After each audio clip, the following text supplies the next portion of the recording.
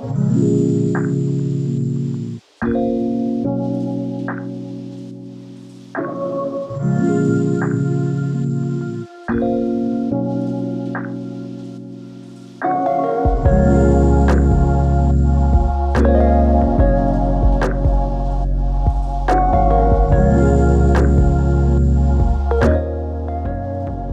and welcome back to the final instalment of this guitar build. This time I'll be finishing the body and neck, adding all of the hardware, and at the end we'll give those strings a jangle and see what it sounds like. Previously I had sanded the frets with fret rubbers. I found them to have poor performance compared to sanding paper. However, it's nothing some epoxy buffing compound and a Dremel buffing wheel can't fix.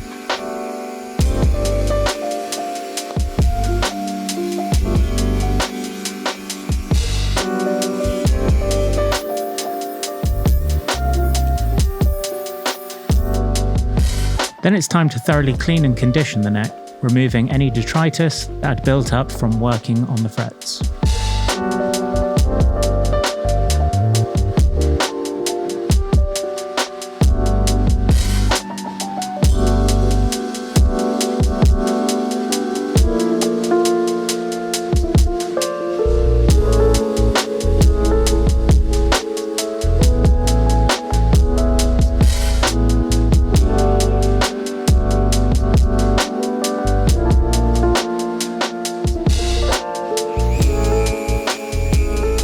As I have a custom body neck heel carve on this guitar, I need to cut down the screws to the right length.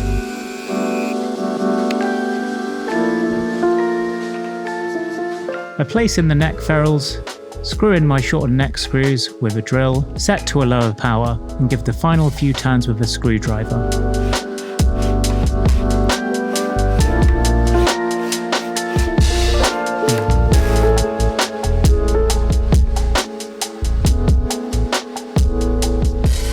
Then I need to work out the precise location of my bridge.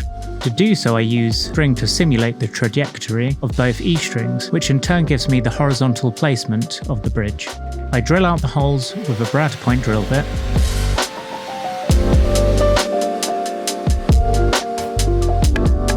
As it's drilled into epoxy, which is extremely hard, the holes are a bit too exact and have no give. A little trick in this instance is to use a soldering iron to heat up the bridge post sheath and then continue gently hammering in until flush.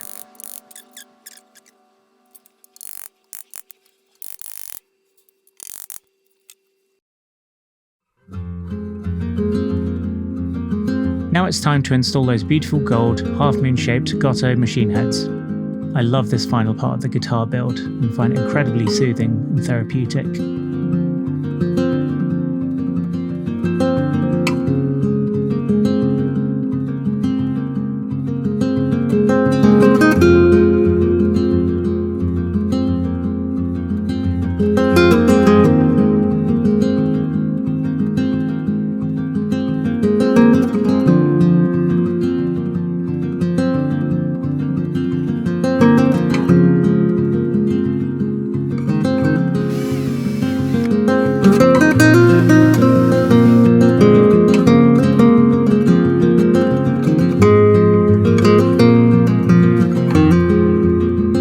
Soldered this together Blue Peter style, so all I had to do was solder the pickups and connect the output jack.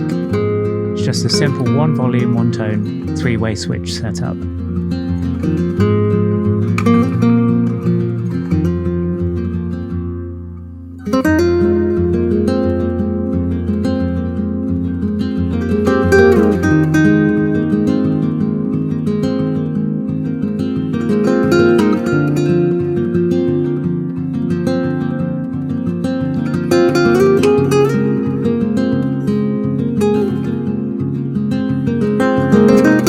Putting strings on the guitar, there's only one thing left to do. And as the U is referred to as the death tree, there's only one style for it.